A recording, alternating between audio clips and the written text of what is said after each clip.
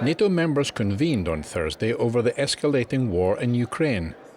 They met with Finland, Sweden, Georgia, Japan, New Zealand, South Korea and Australia in Brussels. And it wasn't only about Russia.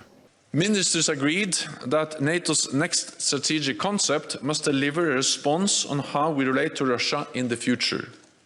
And for the first time, it must also take account of how China's growing influence and coercive policies affect our security.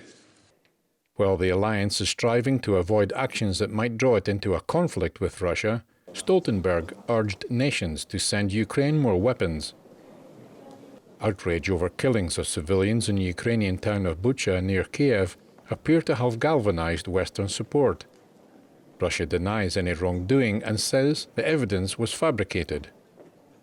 Before the meeting, Foreign Secretary Liz Truss said the UK will ban all imports of energy from Russia and step up the supply of arms to Ukraine.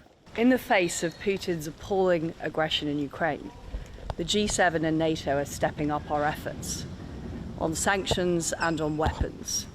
The UK is now banning all imports of Russian energy, we're sanctioning more banks, and we're stepping up our supply of weapons to Ukraine.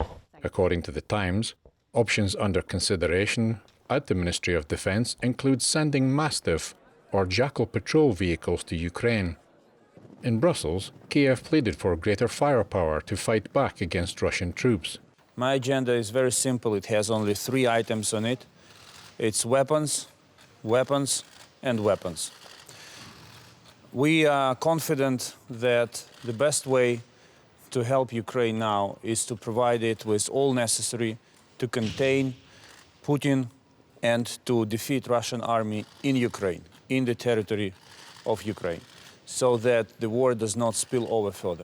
He warned the looming battle in the east will be reminiscent of World War II, with large operational maneuvers and thousands of tanks, planes and armoured vehicles. Either you help us now, and I'm speaking about days, not weeks, or your help will come too late. And many people will die. Eddie Aitken, NTD News.